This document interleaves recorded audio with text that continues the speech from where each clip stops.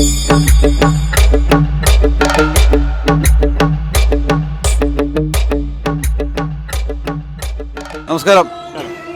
നമ്മളിപ്പോൾ മൂന്നാമത്തെ ദിവസത്തിലേക്ക് കിടക്കുകയാണ്. ഒരു സ്വന്തം മണ്ഡലത്തിൽ ഇപ്പോൾ നടക്കുമ്പോൾ MLA 3 ദിവസവും നമുക്കിവിടെ സജീവമായിട്ട് കാണാനുണ്ട്. നമുക്ക് ഈ സാധാരണഗതിയിൽ നമ്മുടെ മലപ്പുറം ജില്ലാ കലോത്സവം എന്ന് പറഞ്ഞാൽ സംസ്ഥാന കലോത്സവത്തിനേക്കാട്ടും വലിയ കലോത്സവമാണ്.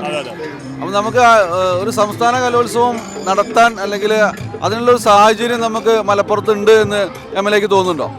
ഇത് തീർച്ചയായും മലപ്പുറത്ത് എന്നല്ല, കോട്ടക്കലിൽ തന്നെ ഇവിടെ ഈ എന്താണ് രജാ സ്കൂളിൻ്റെ അങ്കണത്തിൽ തന്നെ ഒരു സംസ്ഥാന കലോത്സവം നടത്താനുള്ള എല്ലാ സാഹചര്യവുമുണ്ട്. കാരണം നമുക്കറിയാം ഏതായാലും സംസ്ഥാന കലോത്സവത്തിൽ പങ്കെടുക്കുന്നതിനേക്കാൾ ഏറെ കുട്ടികൾ, അതിലേറെ ഐറ്റം ഈ ജില്ലാ കലോത്സവവുമായി ബന്ധപ്പെട്ടുകൊണ്ട് ഇവിടെ നടത്തുന്നുണ്ട്. അതിലേറെ ആളുകളും ഇവിടെ പങ്കെടുക്കുന്നുണ്ട്. അപ്പോൾ ഇതിന് യാതൊരു സംശയവുമില്ല. സംസ്ഥാന കലോത്സവം നടത്താൻ എന്തുകൊണ്ടും ഇവിടെ സാധ്യമായ എല്ലാ സാധ്യതകളും ഇവിടെ ഉണ്ട് എന്നതിന് യാതൊരു സംശയവുമില്ല. ഇവിടെ നമുക്കറിയാലോ, കഴിഞ്ഞ 3 ദിവസമായി ഇന്നിപ്പം ഏറ്റവും ജനകീയമായ മാപ്പിളപ്പാട്ടിൻ്റെ ഭാഗമായുള്ള ഒപ്പനകൾ നടന്നുകൊണ്ടിരിക്കുകയാണ്. രാവിലെ ഹൈസ്കൂളിൻ്റെത് കഴിഞ്ഞു, ഇപ്പോൾ ഹയർ സെക്കൻഡറി നടക്കുന്നു. പക്ഷേ കോട്ടക്കലിൻ്റെ പ്രത്യേകത എന്ന് വെച്ചാൽ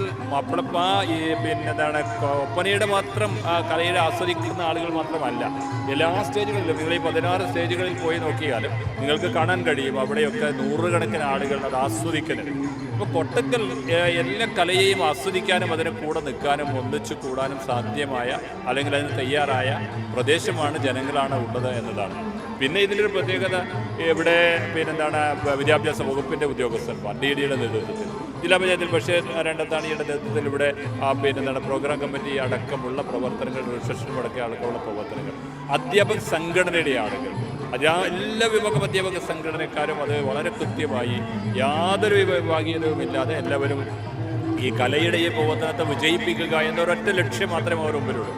ആ ലക്ഷ്യം വെച്ചുകൊണ്ട് അവർ പ്രവർത്തിക്കുകയാണ്. ഭക്ഷണമാണെങ്കിലും റിസപ്ഷൻ ആണെങ്കിലും പ്രോഗ്രാം ആണെങ്കിലും ട്രോഫി ആണെങ്കിലും എല്ലാ തരത്തിലും ആളുകളെ സ്വീകരിക്കുന്നിടത്താണെങ്കിലും ഒക്കെ എല്ലാ വിഭാഗം മേഖലകളിൽ നിന്നുള്ള ആളുകളും അധ്യാപകരും സംഘടനക്കാരും മുനിസിപ്പാലിറ്റിയുടെ ഭരണാധികാരികളും എല്ലാവരും ഇതിൽ പങ്കെടുത്തുകൊണ്ട് ഒറ്റ ലക്ഷ്യം ഞാൻ സൂചിപ്പിച്ചതുപോലെ ഈ കലയെ ഭംഗിയാക്കുക, കോട്ടക്കലിന് ഇത് വളരെ സന്തോഷകരമായി ആഘോഷകരമായി നടന്നിരിക്കുന്നു എന്ന് വരുത്തുക എന്ന ഒരു ലക്ഷ്യം മാത്രം. കഴിഞ്ഞ കൊല്ലം നന്നായി വിജയിച്ചതാണ്. ഈ പ്രാവശ്യം അത് വീണ്ടും നമ്മൾ ഏറ്റെടുക്കേണ്ടി വന്നതാണ്. അപ്പോൾ സ്വാഭാവികമായും ഇനി അടുത്ത് ഒരു സംസ്ഥാന കലോത്സവം നടത്താൻ അനുവദിക്കുക എന്നത് ഞങ്ങളുടെ കൂടി ഒരാവശ്യമാണ്. തീർച്ചയായിട്ടുമായ ഒരു സമീപനം ഗവൺമെൻറ്റിൻ്റെ ഭാഗത്ത് ഉണ്ടാകും എന്ന് ഞങ്ങൾ പ്രതീക്ഷിക്കുകയാണ്. തീർച്ചയായിട്ടും ജനങ്ങളുടെ ഒരു സഹകരണം ഇതിൽ വലിയൊരു ഘടകമാണ്. നമുക്ക് ഇവിടുത്തെ ക്രമസമാധാനമൊക്കെ നല്ലതുപോലെ കൊണ്ടുപോകുക എന്നുള്ളത് ഒരു MLA എന്നുള്ള നിലയ്ക്ക് ജനങ്ങളോട്, അല്ലെങ്കിൽ ഇത്രയും സമാധാനപരമായി കൊണ്ടുപോകുന്ന ഒരു മേള എന്നുള്ള നിലയ്ക്ക് എന്താണ് ജനങ്ങളോട് പറയാൻ? ജനങ്ങൾ, ഞാൻ പറഞ്ഞല്ലോ, ഇവിടുത്തെ ജനങ്ങൾ ഈ കലയെ ആസ്വദിക്കാനാണ് വരുന്നത്. ഈ ഒരു സംസ്കാരത്തെയും സാഹോദര്യത്തെയും ഐക്യത്തെയും നിലനിർത്തുന്ന ഒരു കൂട്ടായ്മയിലേക്ക് പങ്കാളിത്തം വഹിക്കാനാണ് വരുന്നത്. അല്ലാതെ അവിടെ വരെ ബഹളം ഉണ്ടാക്കാനോ അല്ലെങ്കിൽ ഒരു വലിയ കച്ചറ ഉണ്ടാക്കാനോ ഒന്നും വരുന്നവരല്ല. ഏതെങ്കിലും നമുക്ക് അനുഭവപ്പെട്ടിട്ടില്ല. കഴിഞ്ഞ വർഷം ഒന്നും ഉണ്ടായില്ല. ഈ 3 ദിവസം കഴിഞ്ഞു ഇന്നും ഒരു അപശബ്ദവും ഇവിടെ കേൾക്കാൻ നമുക്ക് കഴിഞ്ഞിട്ടില്ല. ഒരാളോടും അനാവശ്യമായൊരു സംസാരം പോലും നടത്താതെയാണ് ഇത് മുന്നോട്ട് പോകുന്നത്. അപ്പോൾ അതിൽ യാതൊരു പ്രയാസവുമില്ല. വളരെ ഭംഗിയായി കാര്യങ്ങൾ നടക്കുന്നു. അവരെല്ലാം സഹകരിക്കുന്നു. അവർക്കും ഉദ്ദേശം ഈ കല ആസ്വദിക്കുകയും അതോടൊപ്പം ഞങ്ങളിവിടെ ഇത് നടത്തിയിരിക്കുന്നു ഭംഗിയായി എന്ന് പറയിപ്പിക്കുകയും ചെയ്യുക. നിങ്ങളെ കൊണ്ടൊക്കെ കേരള വിഷയത്തിൻ്റെ ആളുകളോടൊക്കെ ഇത് പറയിപ്പിക്കുക ജനങ്ങളോട് എന്ന് പറയിപ്പിക്കുക എന്നതാണ് ഇവിടുത്തെ ആളുകളുടെ ഉദ്ദേശം. തീർച്ചയായിട്ടും നമ്മൾ മറ്റ് മേഖലകളിൽ നിന്ന് കാണാത്ത ഒരു ഐക്യവും അല്ലെങ്കിൽ ജനങ്ങളുടെ ഒരു പങ്കാളിത്തവും കോട്ടക്കൽ കാണുന്നുണ്ട് എന്നുള്ളത് വളരെ സന്തോഷകരമായൊരു സംഗതി തന്നെയാണ്.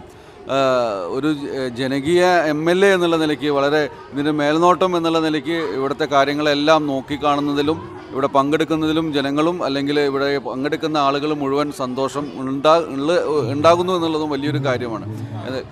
സ്വാഭാവികമായി ഇതൊരു കൂട്ടായ പ്രവർത്തനമാണ്.